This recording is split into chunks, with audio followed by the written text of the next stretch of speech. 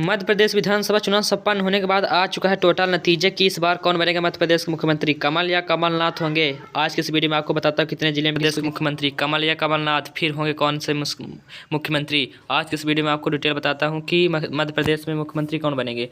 तो चलिए सबसे पहले मैं आपको बता देता हूँ। हेलो नमस्कार दोस्तों, यहाँ पास आप देख सकते हैं कि कुछ मैंने ज़िले लाए हैं, जिसमें से अगली वीडियो मैंने बता दिया था जितने भी ज़िले हैं। इसके बाद मैं लाया हूँ जितने भी ज़िले बचे हैं तो किसको कितने सीट मिलने की संभावना बन रही है। जैसे मुरैना में कुल 6 सीटें हैं, जिसमें से बीजेपी को 2 सीट मिल रही है, जबकि कांग्रेस को 4 सीट मिलती हुई नज़र आ रही है, जबकि यानी खाते में सीट 0-0 जाती हुई नज़र आ रही है। तो यहाँ पास आप देख सकते हैं कि मुरैना में बीजेपी को 2 सीट से हार का सामना करेगी, जबकि कांग्रेस यहाँ जीत का सामना करती हुई नजर आएगी। इसके बाद आपका आता है बड़वानी में कुल 4 सीटें हैं, जिसमें से बीजेपी को 2 सीट मिल रही है, जबकि कांग्रेस को भी 2 सीट मिलती हुई नजर आ रही है। तो यहाँ पास आप देख सकते हैं कि बीजेपी को और कांग्रेस को समान सीट देखने को मिल सकती है, आपको समान। इसके बाद बड़वानी में तो जो 50-10 वोट से आगे निकले उसी को जीत मारने की संभावना बन सकेगी। इसके बाद आता है आपका आता है सागर में कुल 8 सीटें हैं, जिसमें से बीजेपी को 3 सीट मिल रही है, जबकि कांग्रेस को 4 सीटें मिलती हुई नज़र आ रही है।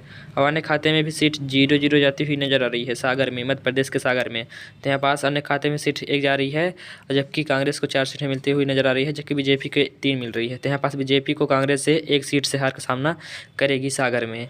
कुल 5 सीटें हैं, जिसमें से बीजेपी को 3 सीटें मिल रही है, जबकि कांग्रेस के खाते में 2 सीटें जाती हुई नजर आ रही है। और अन्य खाते में सीट 0-0 है। तो यहाँ पास बीजेपी को जीत का सामना करेगी कांग्रेस से, जबकि कांग्रेस को सिर्फ 1 सीट से हार का सामना कर रही है रतलाम में। जी हाँ दोस्तों, कांग्रेस 1 सीट से हार का सामना करती हुई नज़र आ रही है रतलाम में। इसके बाद आपका आता है धार में कुल 7 सीटें हैं, जिसमें से बीजेपी को 2 सीटें मिल रही है, जबकि कांग्रेस को 5 सीट मिलती हुई नज़र आ रही है। और अन्य खाते में सीट 0-0 जाती हुई नज़र आ रही है। तो यहाँ पास आप देख सकते हैं कि बीजेपी के यहाँ 3 सीट से हार का सामना करेगी, जबकि कांग्रेस यहाँ 3 सीट से जीत का सामना करती हुई नज़र आएगी धार में।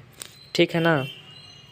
इसके बाद आपका आता है श्योपुर में कुल 2 सीटें हैं। श्योपुर में कुल 2 सीटें हैं, जिसमें से बीजेपी को 0 सीट मिल रही है, जबकि कांग्रेस को 2 सीट मिलती हुई नज़र आएगी। यहाँ पास आते सकते हैं कि कांग्रेस के यहाँ 2 सीट मिल रही है, जबकि बीजेपी को 0 सीट मिलती हुई नज़र आएगी। तो यहाँ पास श्योपुर में बीजेपी को 1 भी सीट नहीं मिली, जिससे बीजेपी हार का सामना करती हुई नज़र आपको देखने को मिल सकती है। श्योपुर में बीजेपी 1 भी सीट नहीं पाई, जबकि कांग्रेस को 2 की दोनों सीट मिलती हुई नज़र आएगी। इसके बाद आपका आता है इंदौर में कुल 9 सीटें हैं, जिसमें से बीजेपी को 4 सीटें मिल रही हैं, जबकि कांग्रेस को 4 सीटें मिल रही हैं। और अन्य खाते में भी सीट 1 जाती हुई नज़र आ रही है। आपको यहाँ पास देख सकते हैं कि इंदौर में बीजेपी और कांग्रेस को दोनों समान सीट देखने को मिल रही है, जबकि अन्य खाते में सीट 1 जाती हुई नज़र आ रही है। टोटल फैसला आते हुए नज़र आ रहे थे। यहाँ बीजेपी कांग्रेस को समान सीट देखने को मिल रही है। इसके बाद आपका आता है नरसिंहपुर में कुल 4 सीटें हैं, जिसमें से बीजेपी को 1 सीट देखने को मिल रही है, जबकि कांग्रेस को 3 सीटें देखने को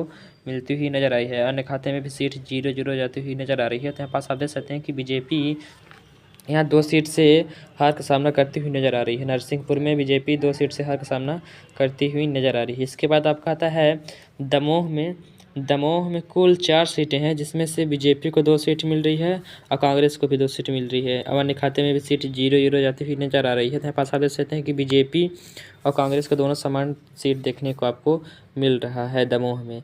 इसके बाद दमोह के बाद आपका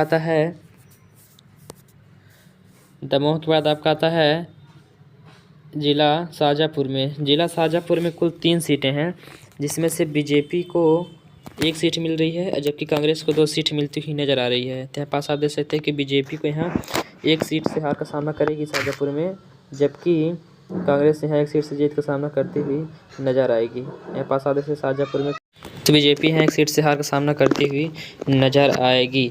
इसके बाद आपका आता है जिला हरदा में कुल 2 सीटें हैं, जिसमें से बीजेपी को 0 सीट मिल रही है, जबकि कांग्रेस को भी 2 सीट मिलती हुई नज़र आएगी। और अन्य खाते में सीट 0-0 जाती हुई नज़र आएगी। तो यहाँ पास आप देख सकते हैं कि बीजेपी कांग्रेस से आगे जाती हुई नज़र आ रही है, जबकि बीजेपी यहाँ 1 भी सीट नहीं मिलती हुई नज़र आ रही है। तो पास आप देख सकते हैं बीजेपी को हरदा में 1 भी सीट नहीं मिलने की संभावना बन रही है। इसके बाद आपका आता है होशंगाबाद में कुल टोटल 4 सीटें हैं, जिसमें से बीजेपी को 2 सीटें मिल रही हैं, जबकि कांग्रेस को 2 सीटें मिलती हुई नज़र आ रही है। हमारे खाते में सीट 0-0 जाती हुई नज़र आ रही है। पास आप देख सकते हैं कि बीजेपी को यहाँ और कांग्रेस को समान सीट देखने को मिल रहा है, जबकि यहाँ पास अन्य खाते में भी सीट 0-0 जाती हुई नजर आएगी। तो होशंगाबाद में 10-50 सीट से आगे निकलने पर तभी पार्टी की जीत होने की संभावना बन सकती है। इसके बाद आपका आता है अगर मालवा में कुल 2 सीटें हैं, जिसमें से बीजेपी को 1 सीट मिल रही है, जब कांग्रेस को भी 1 सीट मिलती हुई नज़र आ रही है। तो यहाँ पास आप देख सकते हैं कि बीजेपी और कांग्रेस को समान सीट देखने को मिल रहा है अगर मालवा में, जबकि अन्य खाते में भी सीट 0-0 देखने को मिलती हुई नज़र आ रही है। तो यहाँ पास आप देख सकते हैं कि अगर मालवा में बीजेपी कांग्रेस को समान सीट देखने को मिल रही है। इसके बाद आपका आता है उमरिया में। जिला उमरिया में कुल 2 सीटें हैं, जिसमें से बीजेपी को 0 सीटें मिल रही हैं और कांग्रेस को भी 2 सीटें में देखने को मिल रहा है। मेरे पास आप देख सकते हैं कि उमरिया में कांग्रेस को 2 सीट देखने को मिल रही है, जबकि बीजेपी को 0 सीट देखने को मिल रही है। तो यहाँ पास बीजेपी का हार का सामना कर रही है उमरिया ज़िले में, जिसमें से कांग्रेस यहाँ जीत का सामना करती हुई नज़र आ रही है। इसके बाद आपका आता है जिला अशोकनगर आता है। अशोकनगर में कुल 3 सीटें हैं, जिसमें से बीजेपी को 1 सीट मिल रही है, जबकि कांग्रेस को 2 सीट मिलती हुई नज़र आ रही है। यहाँ पास आप देख सकते हैं कि बीजेपी यहाँ 1 सीट से हार का सामना कर रही है, जबकि कांग्रेस यहाँ 2 सीट से बीजेपी से जीत का सामना करती हुई नज़र आ रही है। तो आप मेरे चैनल को सब्सक्राइब करें, ऐसे ही तमाम लेटेस्ट न्यूज़ देखने के लिए टॉपर टीचर नाम से टेलीग्राम चैनल है, वहाँ पास जाकर ज्वाइन कर लीजिए। Thank for watching, subscribe your channel. आप ज़रूर बताएँ कि इस बार किसकी सरकार बनने जा रही है।